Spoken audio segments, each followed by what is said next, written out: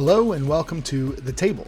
I'm Tyler Mitchell, Discipleship Pastor at Fellowship West, and we're so glad you pulled up a chair today. Here at The Table, we believe that faith grows best in community, that some of the most meaningful conversations happen not just in pews or pulpits, but around tables. Each episode will share stories, reflections, and honest conversations about life, faith, and what it means to follow Jesus together. Whether you're part of our West family, just exploring faith, or somewhere in between, you have a seat here. Welcome back to part 2 of the history of Fellowship West. In part 1, we saw how God called Pastor Matt to plant, build a core team, and led us into a new building through the merge with Bonner Springs Baptist. Today, we pick up the story in 2018 when we became a fully independent church, no longer a campus, but our own congregation on mission. From there, God led us into a bold new step, replanting Parkway Baptist to launch our Legends campus in 2019. We'll hear from those who were part of the season, look back on what God has done, and look forward to where He's leading us next. So grab a cup of coffee and let's have a conversation. Over the next few years, Fellowship West continued to grow and reach people for the gospel, and eventually, in 2018, Fellowship West had the blessing of becoming fully independent, no longer a campus of Lenexa Baptist Church. So, Matt, what did that step of moving from being a campus to being an independent church, what did that mean for you personally, and what do you feel like that meant for the church as a whole? I think for me personally, it was just an encouraging mark to hit of that we are now self-sustaining, that we no longer need the safety net of their finances or resources. But in terms of financially and leadership capital, people are serving in various capacities, that we are now able to stand on our own. And for me, that was just an encouraging mark to hit, to show that years of just a lot of really hard work and intentionality, what was bearing really solid fruit. Sure. Yeah, that's great. How do you feel like our mission and vision as a local church influenced that transition period of moving from being a campus to being an independent church? You know, since our launch, we'd had that kind of mission and focus of sharing Jesus, discipling believers, and love people. And for us, that kind of move from being a campus to autonomous, it was just a furthering of that mission, allowing us to really explore and expand as the days go forward what that could look like. No longer just kind of tethered to also the mission and vision of a larger church body, right. But able to really assess where we were in our community, what the dynamics of our church body were, and what the needs and possibilities around us would be in the future to expand that mission and to continue reaching people in our community. Yeah. What stands out to you as one of the biggest challenges and maybe one of the biggest blessings in that transition?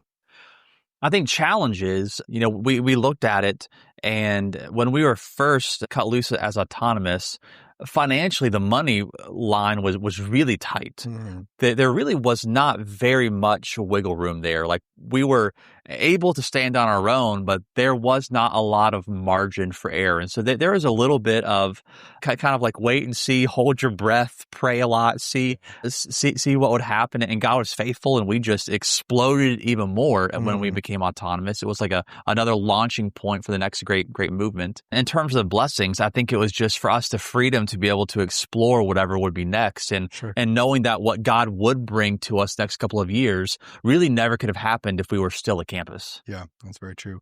Speaking of what came next, why don't you overview the next few years that kind of led to that next chapter of Fellowship West story?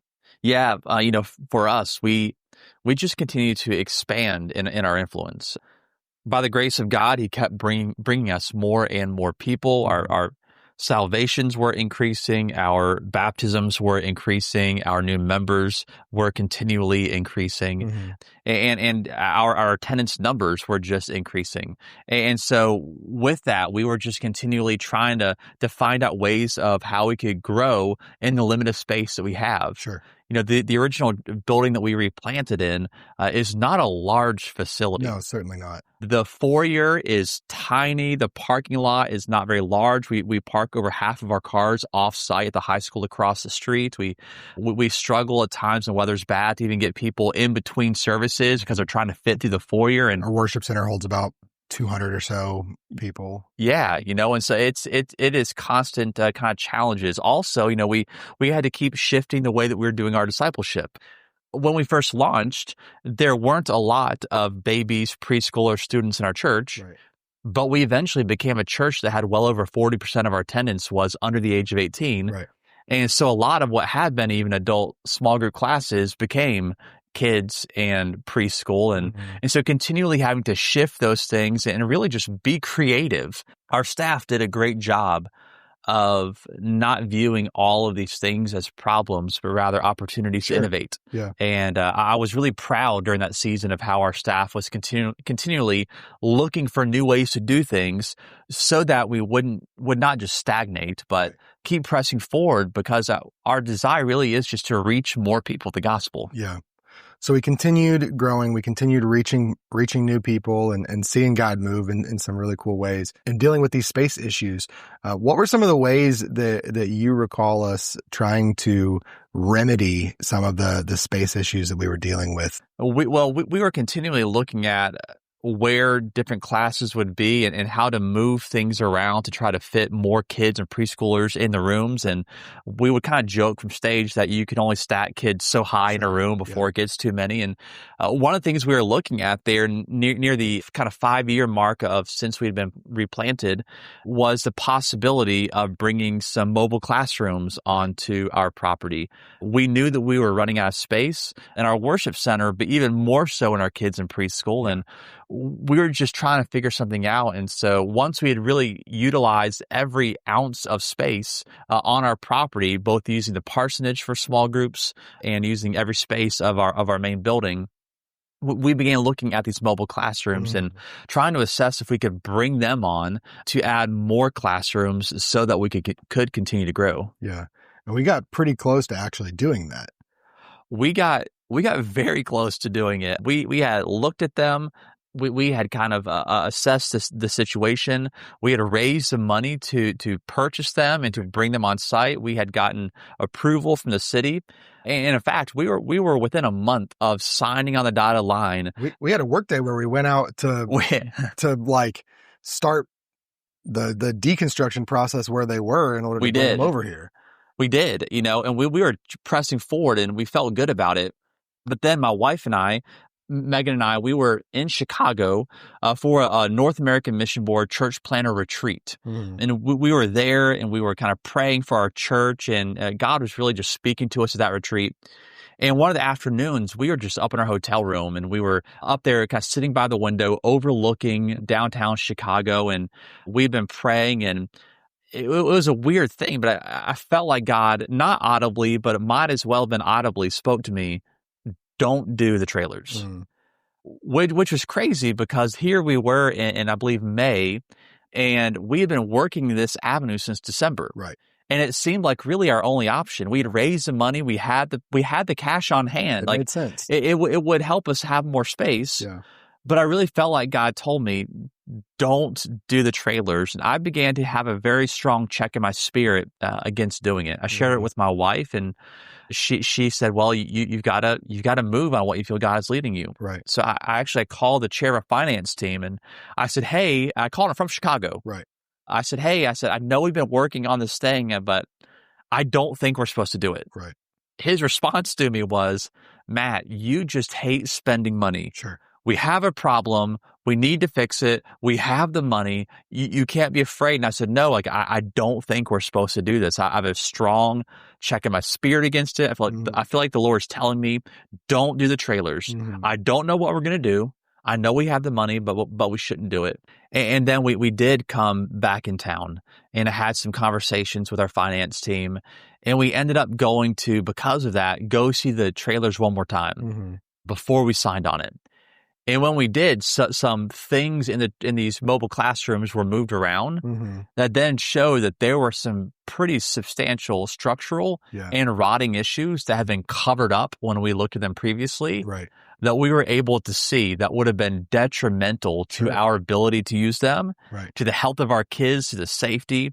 And then when our team saw that, they were all thought, oh my goodness, like, you're right. We can't do the trailers. Right. And so then we chose not to do it. We had to go back to our church and say, this plan we've been selling you on, we're now not doing. Right. Really without a solution. Right.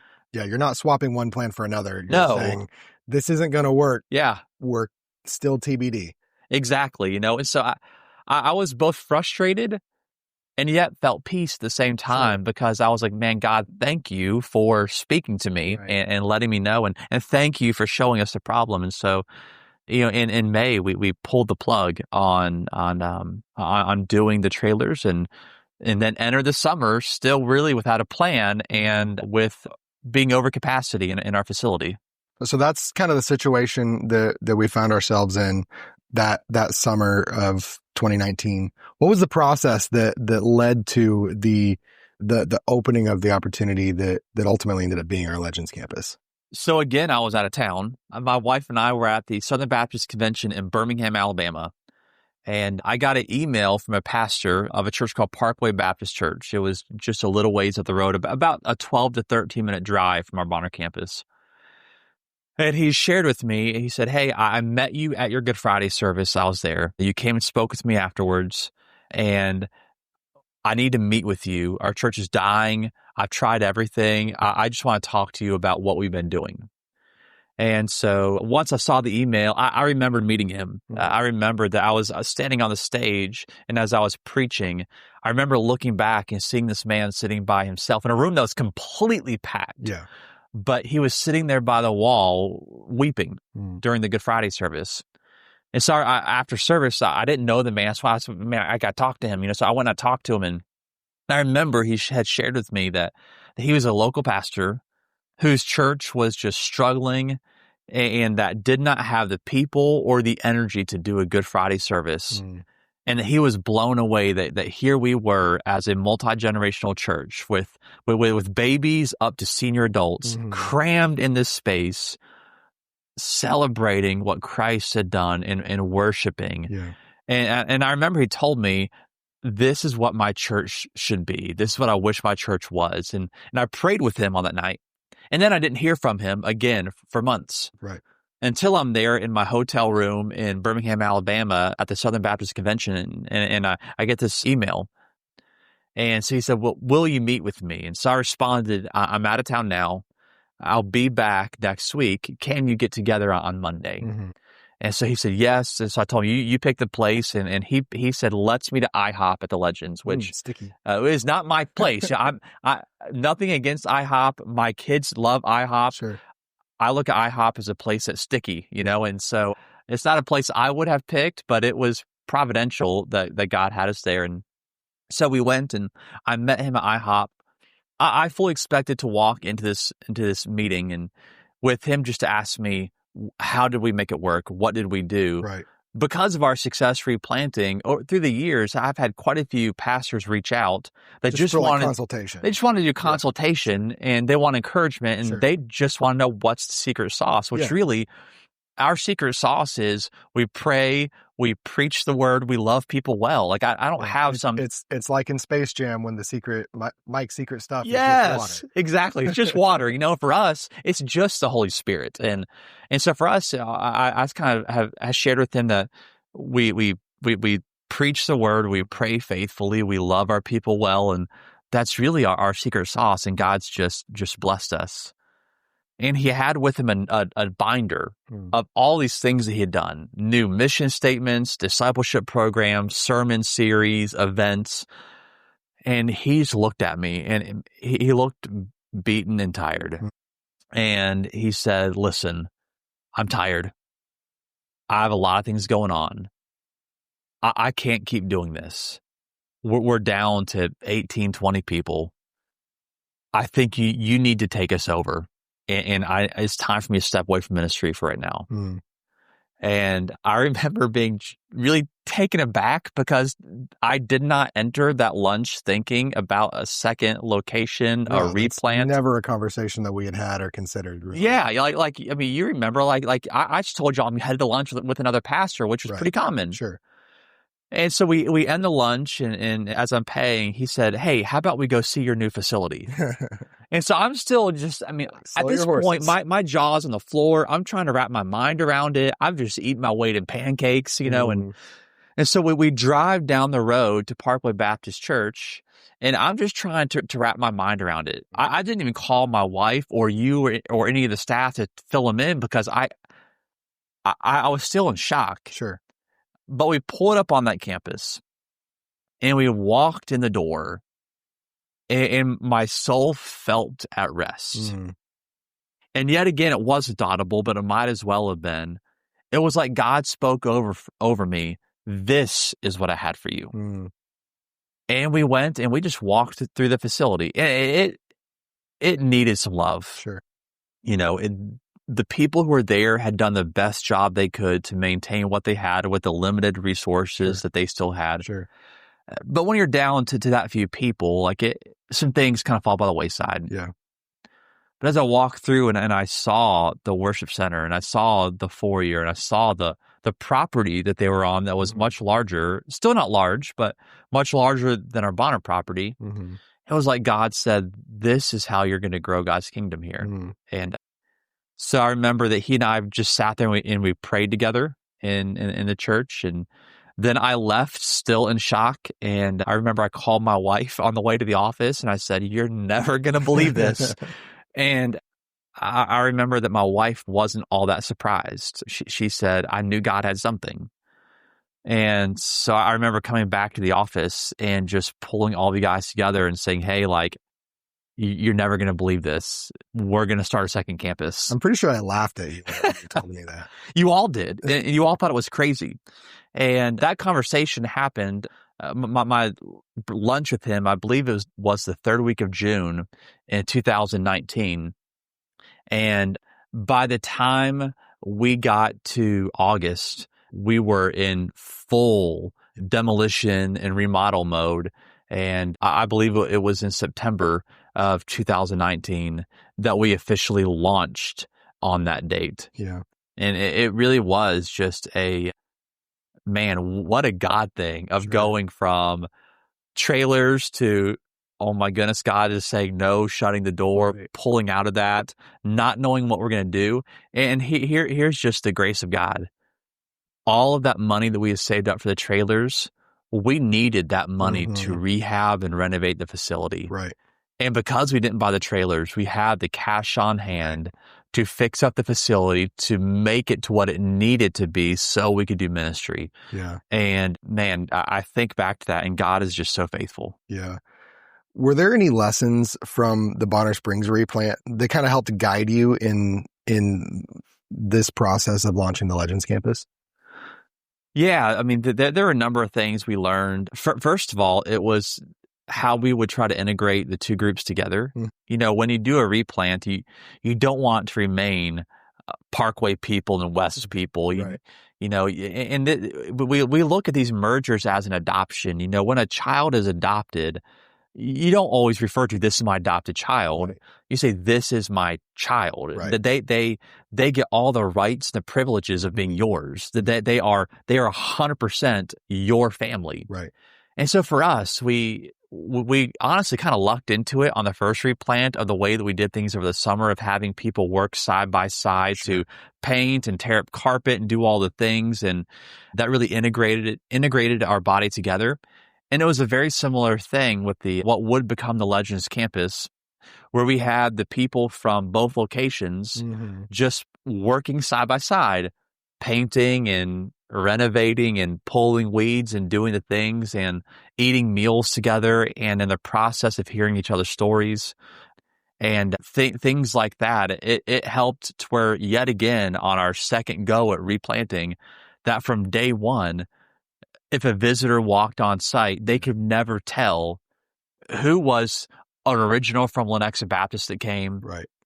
Who was an original from Bonner Springs Baptist that came, who was from Parkway Baptist, and who had come since. Right. And we had people from all the groups that became part of our replant team, which is really there cool. at Parkway. Which is really cool. It's incredible. Yeah. And even today, if you were to walk on that property, you could not tell who came from where. Sometimes I forget. That's the thing. Like, we have conversations. We're like, where did this person come from? Right. And I think those are the things that we learned, that we worked really hard to do, and that by the grace of God, that when we finally launched on that property, that it just it worked, Yeah. and the people integrated really well.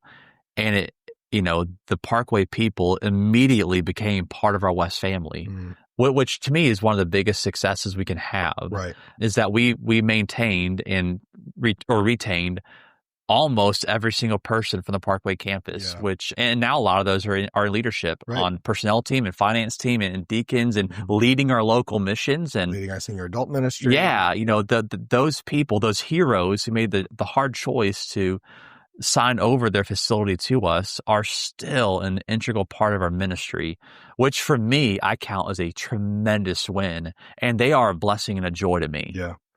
How have you seen God use the Legends campus to reach people who may never have walked into the Bonner campus? Man, it's been incredible on a couple of fronts. The first thing that comes to mind is that in August and September of 2019, during all of this, none of us had any idea what 2020 was going to bring with COVID and shutdowns, and we just thought God was giving us a property. Right. What ended up happening was that God gave us a property where during the shutdowns, when pretty much every other church in the country was shut down and not meeting, we were able to continue to meet and do outdoor worship. And by the grace of God, from that time when we started that, being outdoors in May or June of 2020, all the way through October, November, we only had one Sunday where it rained, where we couldn't do outdoors. Wild. It was wild, and God protected us with that. But our staff being forward-thinking when the shutdown first happened, we met for a couple of days, came up with all of our contingency plans on what if this isn't just a 3-6 week thing. Right. And we quickly bought all the things we would need for outdoor worship. And then for those months, we did outdoor worship. Yeah. Where a lot of churches shrank and died and lost members during that point because they weren't meeting for months. We actually grew during COVID because people were driving by and realizing, oh, this church is worshiping on the lawn and they're still meeting. And we have a lot of people in leadership in our church now that started coming because their churches were shut down or because they were an unchurched person who was looking for hope and they drove by and just stopped in to come listen. Yeah. And, man, God is so good. At our Bonner property, we didn't have the facilities, but at the Legends property, we had the land, the field to meet in. And I look back at that time, and while the whole entire COVID season was hard and frustrating as a pastor, and people lost their minds, and some weren't kind, I have more fond memories than anything as far as ministry at that time. Yeah. Because God gave us the opportunity to innovate. And then he showed us that while in August of 2019, when we opened that property, that we didn't know what was coming. Right. God in his sovereignty, he knew what was coming. And he was preparing the way for us to reach people, see souls saved, lives transformed, marriages healed in a season where a lot of people were looking for hope, and we were able to preach and offer hope. Yeah. And I will always look back at that time as a wow God moment. Right. On top of that, our Legends property also has had a pretty high percentage of military families.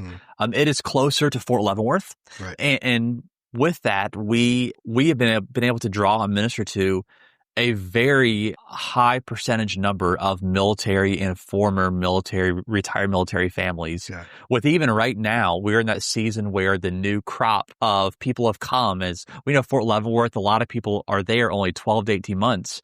And every summer, we unfortunately lose some people who are being stationed somewhere else. But then every summer, as it has been this summer, we gain 3, 4, 5, 6 plus new families of military families that are in town that God gives us the opportunity to love on and minister to for 12 to 18 months while they're here. Right. And that's been a brand new kind of avenue that we've been able to reach. And also what it's done is, and in fact, just this week, we did a new plot map of where all of our members live. And we have members living in a very vast range. Oh, yeah.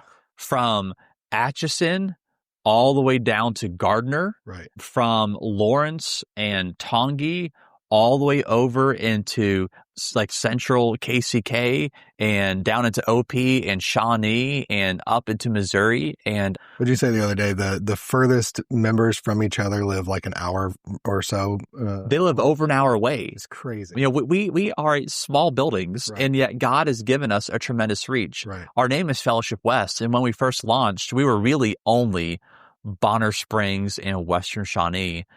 And now we really do. If you look at a kind of a plot map of where all of our people live, we really do cover the whole western side of Kansas City. Yeah. And we look at that as a tremendous thing that God's done as he has continually expanded our influence. And as right now, as he is continuing to expand our influence. Yeah, that's really cool. Is there a particular story of life change from the Legends that has stuck with you over the years? Yeah, you know, we've had so many stories. One of the ones that I love is one of our sweet senior adults. Her name's Fran. Mm-hmm. And I first met her actually over coffee at one of our other senior adults' houses. Mm-hmm. One of our former members, Miss Cheryl, who has since moved to be by her family up north. She'll come back one day. She better come back. She was part of the original Bonner Springs Baptist group. And we love Miss Cheryl. But she had told me, hey, I have this friend who's kind of anti-religion, and she's very opinionated, but she's willing to have a conversation, to have some questions. Would you come by and have coffee? I'm like, of course I will. Let's do it. And I went and I met Miss Fran, and immediately, man, just fell in love with this sweet senior adult lady of just how sweet and how funny, how intelligent and sharp she was. Legitimately one of the most likable, enjoyable people I've ever been around. And Miss Fran is somebody who was not really looking toward religion and Christianity and those things in a very positive light. Right. But through incredible conversations, God-ordained conversations, we saw Fran come to faith in Christ as a senior adult. Yeah. And then be baptized in our church. Yeah. And I'm telling you, every single Sunday when I see her there at worship, she's a joy, man. It is a blessing to me. Yeah. And I do everything I can to make it by to go talk to her every Sunday, because it's always going to be an encouragement. Mm-hmm. I'm always going to get a laugh out of it. It's incredible to see our kids saved. But man, whenever we get to see like those senior adults saved, which statistically is a much harder thing. Right. Man, Miss Fran's salvation was incredible, and also knowing that Cheryl had prayed for her for so long. Yeah. And man, what a joy that was. Yeah, that's great. So at Parkway Baptist, the congregation was at a crossroads until God opened a door for a replant that would become our Legends campus. It was another opportunity to see God bring fresh vision and new life. Here's how the people who lived it remember that moment. My name's Georgia Proctor. I'm a former member of Parkway Baptist before the merger, joining Fellowship West Baptist at Legends. My name is Wayne Rahia, and my wife, Donna Rahia, is here. And we're longtime members of former Parkway Church and now members of Fellowship West. How long were you guys members of Parkway? And tell me a little bit about your history. Well, Wayne and I are charter members of Parkway Baptist Church. We joined the church the day they broke ground for the present building. That was 1990. 1990. So the church has been very dear part of our lives. A lot of sweat and love that went into the former Parkway Church. How did the idea of a replant come about? When I was a member of Parkway, we were slowly declining. We were down to 15 members, and we knew something had to happen. We spoke with another church before Fellowship, but it didn't feel right, and that went by the wayside. So our pastor emailed Pastor Matt and said we'd like to talk to them. And Pastor Matt and his leadership team came over one evening, and we met. And from the first minute they walked in the door, I felt a peace. I felt the Holy Spirit. I felt the calm. And I, as well as everyone else on our team, knew this is what we need to do. It was a great meeting. I remember Greg Erlenbaugh questioned me a little bit and at one point said, I can tell you're very tired and you're ready for a change. And I just teared up and looked at him and said, wow, you're very perceptive. So, but it was a great meeting. I think everybody was pretty excited about the fact that it looked like that was where God was leading us to. So looking back at that time, those initial conversations, what were some of your hopes or concerns that you had as you were considering this big change for your church? My hopes were that we could get on a better path to grow. We were a membership of about 15 people over 65, which means you're just doomed to not grow. My hopes were that we would be able to get young families and lots of children. Children have my heart. That we would be able to reach out to the community that's so rich around us that we were not reaching out to. And that God would just bless us and His will would be done through this merger. One of my concerns was, is it going to be hard to give away our church to another church, something we'd poured our lives into. And we felt like it was our church. But we had to come to realize that it was not our church and there was our church. It was God's church. And we were just caretakers of it. And God had put us in that position to build that church and prepare that church for doing great things for Him. And so we were looking at it either dying or perhaps doing a merge with another church. And things sounded really exciting with Fellowship West because we could see God was working and doing things there. And so there was excitement about what could happen in the future, but it was difficult to turn loose of the past, too, in many respects. Well, one of the things also that was difficult, Wayne and I both had grown up in Christian homes, so we had been in church all our lives, and we were leaders, and it was difficult to take a step back and, turn the leadership over to other people. And I don't mean this in a negative way, but yet at the same time, it was very difficult at first to come to church and in how I felt was be a pew warmer.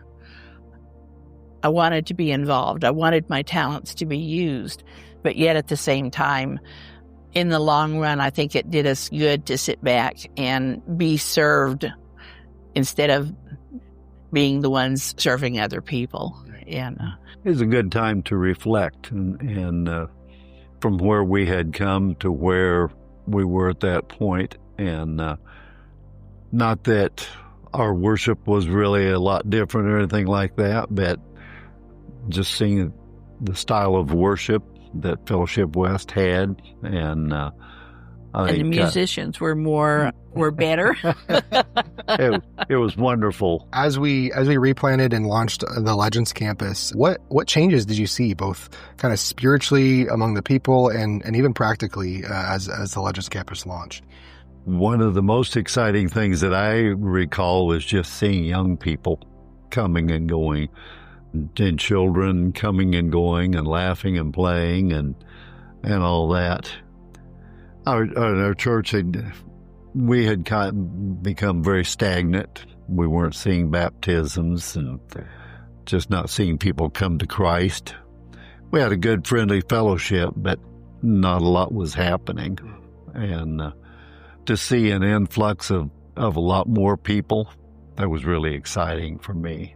Well, another thing, Parkway was established to bring the gospel to western Wyandotte County, and felt like Wayne just said, there was becoming a stagnation and things, and it was wonderful to have the young people and things, but it was wonderful to start having baptisms again, people getting saved, people rededicating their life, or all of those, because we were back to what our whole purpose was in the first place.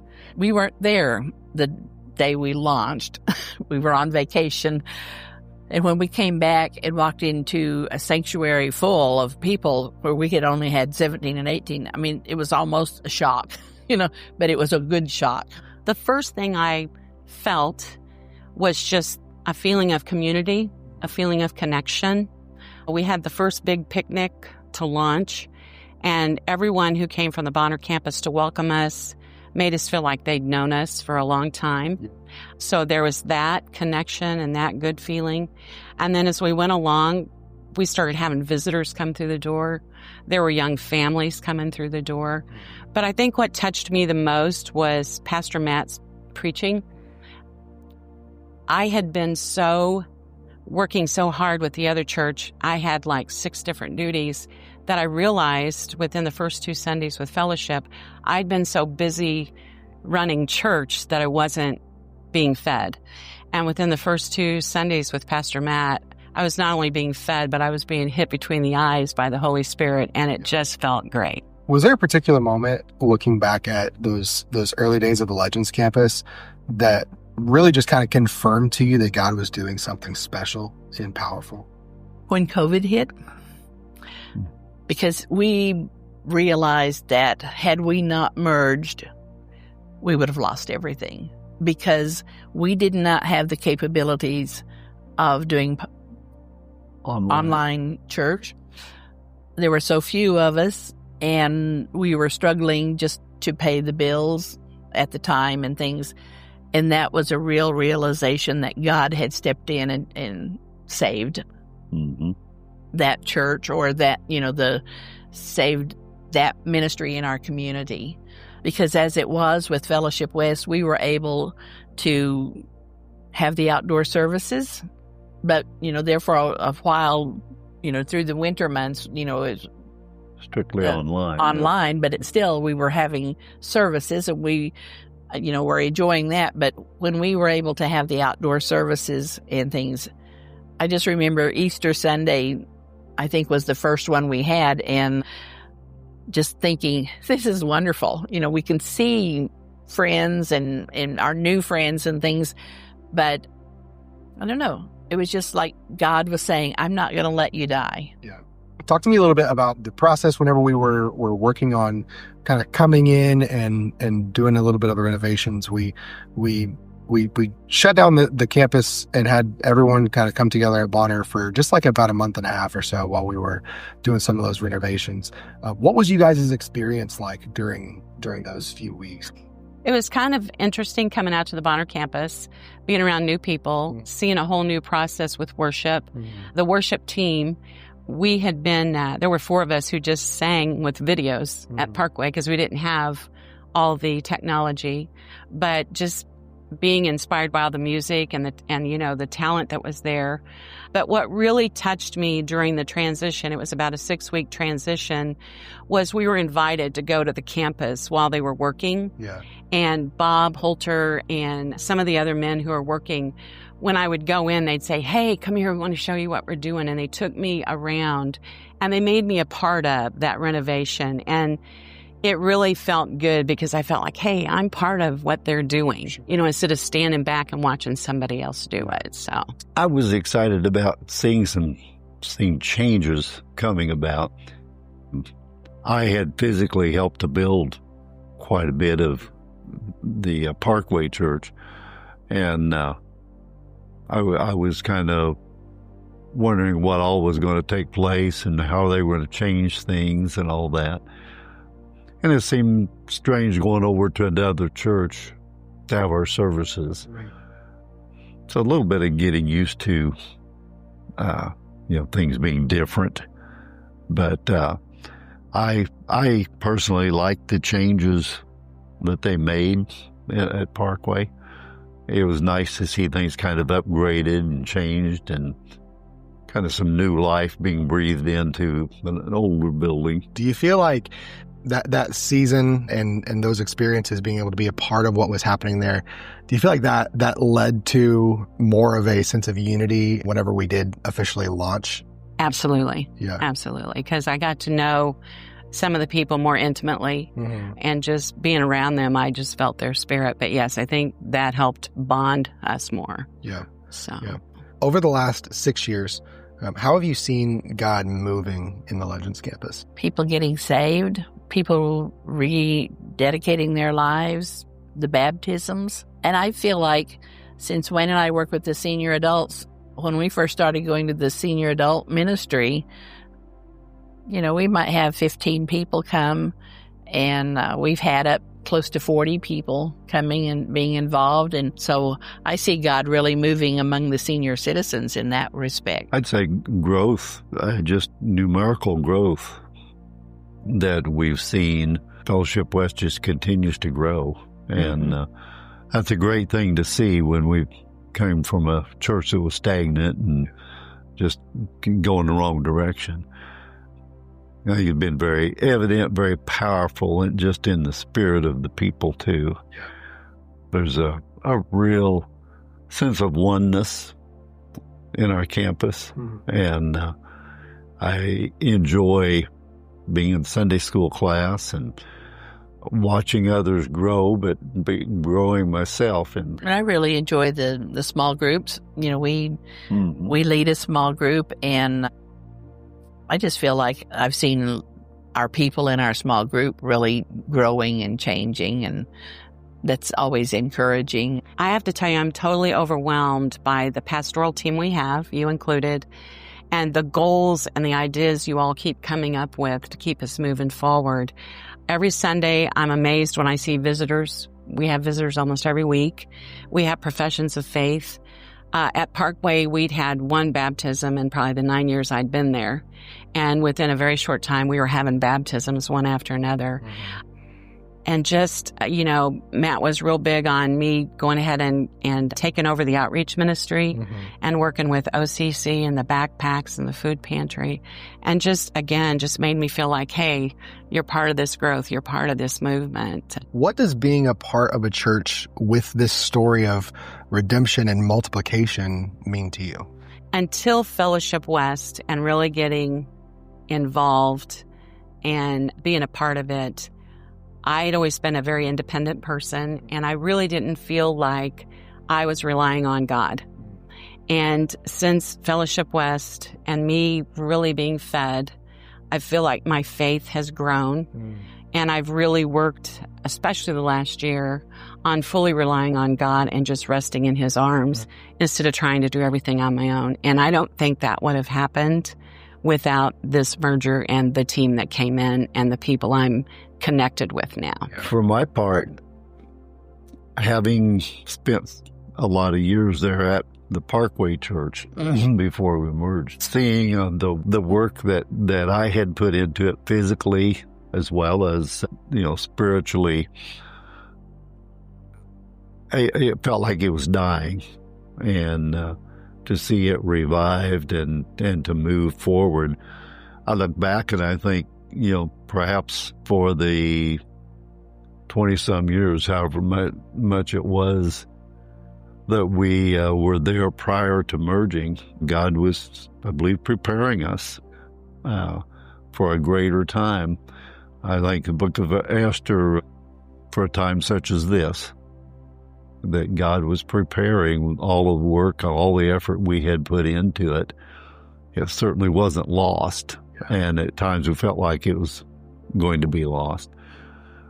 Instead of being lost, it just multiplied. And it's so exciting and thrilling to see the numbers of people coming and going there now. And to see that happen from a church that was dying is so thrilling and such a blessing.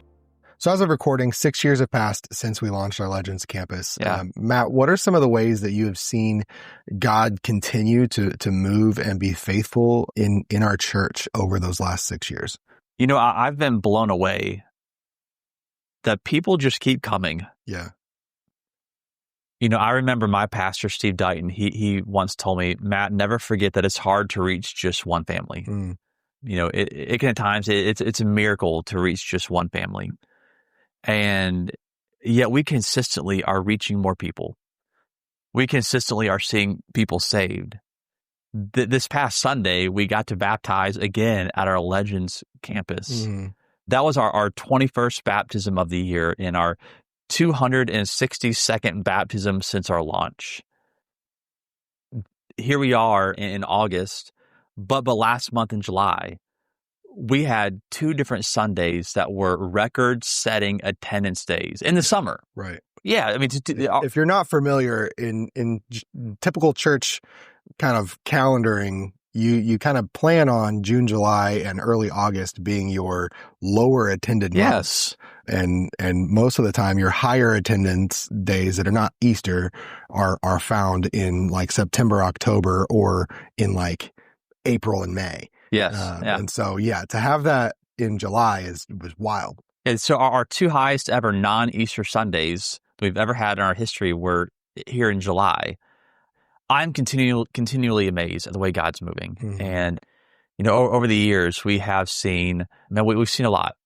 We have experienced a lot of loss in our church, and those have been incredible ministries to minister.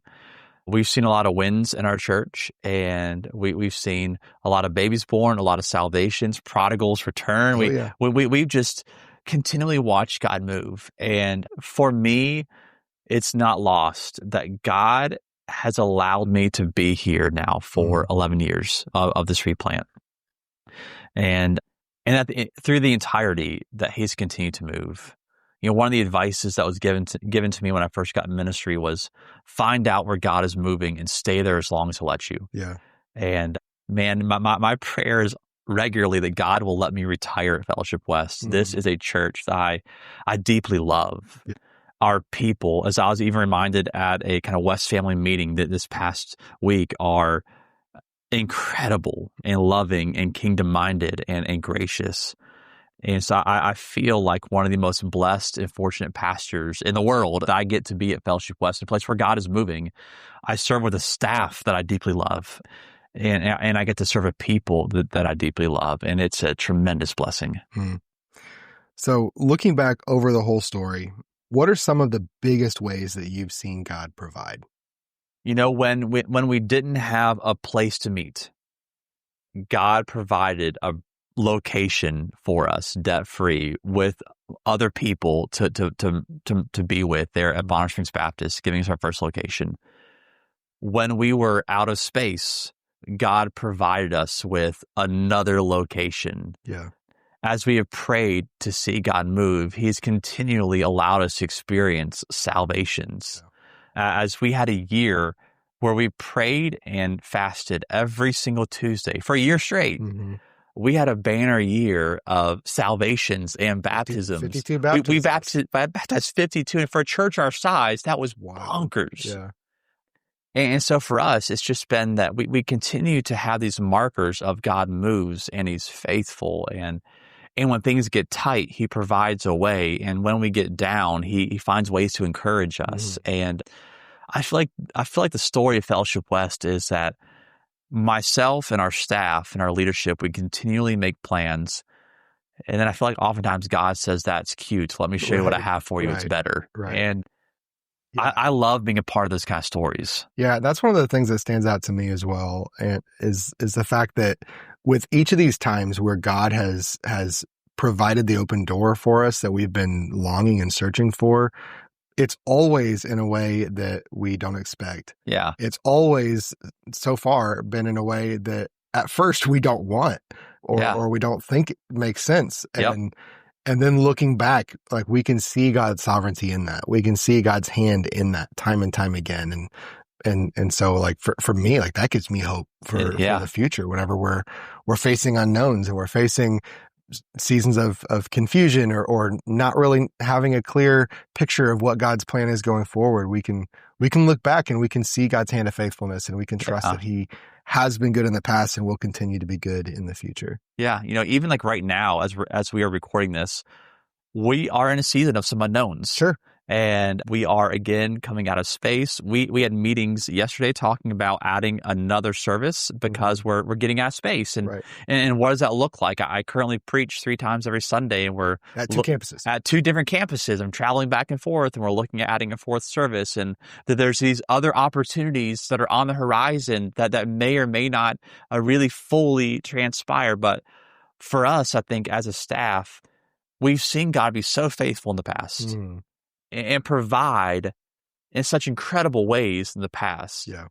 Always according to his timing, not ours. Sure. I got to be honest, sometimes I wish God would speed up the process a little bit here. Or at least, like, let us know. Let us know, but God is God. He is sovereign, and we are not. Yeah. And I think for us, even as we are recording this, I'd be lying if I said I didn't at times get apprehensive and I didn't at times get a little anxious, but then I go back to what I know is true in that God has always been faithful, that he has always revealed his will, that he has always provided a way, that he has always blessed us, and that he has continued to grow his church. Right. And so for us as a staff, and for me as a pastor, I love that I get to walk forward in this journey with the incredible staff that we have, the staff that I deeply love, and a church that I deeply love. And I love the fact that my kids, they've never known dysfunction in a church. All they've ever known is a church that they deeply love, and that deeply loves them and their family and their staff. And special. It's special. It is. And so for me, I look back at what God's done, and it gets me even more fired up. Yeah. Man, what's the next decade of Fellowship West? Right. God has continually blown our minds. And I can't wait for what the next month and quarter and year and decade has for us. Yeah. I don't know what it's going to look like. All I know is it's going to be good. Yeah. And God's church is going to be built. Yeah. Praise God. What's one challenge from the journey of Fellowship West that has really strengthened your faith as a pastor? I think it's been continually getting to a place where we're out of space and we don't know what to do and we feel like there's no options. And yet then God provides a way in his timing. Mm-hmm. At times I'm rigid. Yeah. And I really like to have a plan. I am a planner. Sure. I like to dream and to envision what's next. And it kind of goes against my personality to not be able to control that thing that's next. Right. But for me, a tremendous lesson has been that my life and this church is much better when God's in control than when I'm in control. Oh, yeah. And I think that's a lesson that I just hold on to. Yeah. And continually look back to and that I really trust in. Yeah. What do you hope people hear and take away from this story and the way that God has moved in our church? I hope that they hear that when we desire to follow the will of God, and that when we are seeking him, that he's always faithful to reveal himself to us. Mm-hmm. I hope that people hear that life is better when we just get out of the way and let God move. Yeah. And we work hard. Don't be lazy. Work hard. Press. Do all you can do for the glory of God. Yeah. But do it through God's leading and his power and his authority. And I hope people hear that, man, at times we're going to be in moments, whether it's in our church or whether it's in our marriages, raising our kids, in our jobs, wherever it is in our lives. We get to these watershed moments where sometimes it feels like, God, I don't know what's next. Right. I don't know what to do. Yet again, that moment like where David is in a cave in Psalms 13 where he's praying, God, I don't see you. I don't sense you. I don't hear you. I don't feel you. Where are you? Right. But yet David responds with that, but I will continue to trust in your unfailing love. Yeah. And I think for us to have that heartbeat that says, God, even when we're kind of backed into a corner and don't know what's next, which as a church, we've been there multiple times. Sure. To always remember, man, God is faithful. Yeah. And the purpose of all of this, the purpose of our church, the purpose of all of creation is the glory of God. Yeah. And that God is rightly going to get his glory. And that our responsibility is just to be faithful and to trust and to follow and to know that God will lead us to what is best and right and good. Yeah. To trust what Scripture says, where it says in Jeremiah 29:11, "For I know the plans I have for you, declares the Lord, plans to prosper you, not to harm you, plans for a hope and a future," and just to trust in that. Mm-hmm. And I hope that our people really get a sense of the faithfulness and the sovereignty and the goodness of God. Yeah. If you could sum up God's faithfulness in one sentence from your journey with Fellowship West, what would it be? For me, it would be growth in my relationship with the Lord as a result of being a part of Fellowship West. I would say that it's obvious that God blesses obedience and, following that call to come here and do this, and him to grow our church and grow our faith and just see all of these people come to know him through salvation and just all the baptisms, that's definitely a testament to his faithfulness. I feel like God has been our faithful provider as we've walked through this process, from the thought of what this church was going to be to the fruition that it is now. I feel like every step of the way when we've asked, he's given. Yeah. And through our faithful obedience, he has faithfully continued to provide. He has a plan. Like, whether you realize it or not, that the experiences and the relationships that you form are all part of that. I think I would say as long as we are faithful to him, putting him first, he will answer and will provide.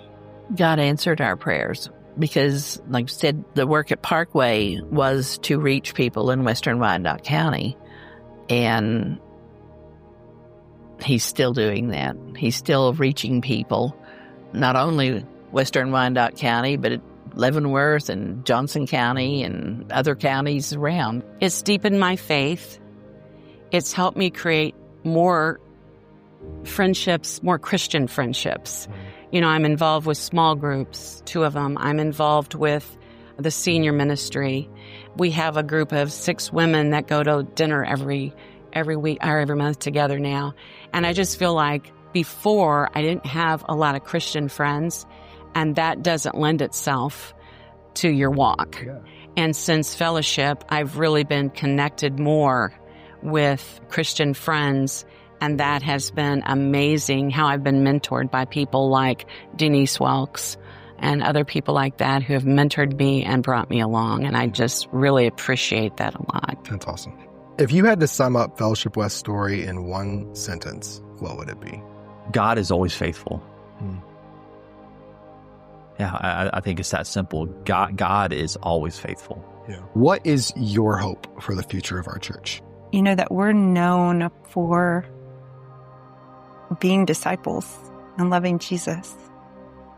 Yeah, I would just follow on thinking about the next generation, and so that they hopefully come to believe. And when they're talking to their friends at school, they're able, with, you know, the Lord using them as vessels, to hopefully spread the word. My hope for the future of Fellowship West is that we would continue to just spread the gospel to the communities around us and follow God's leading as he's calling us to.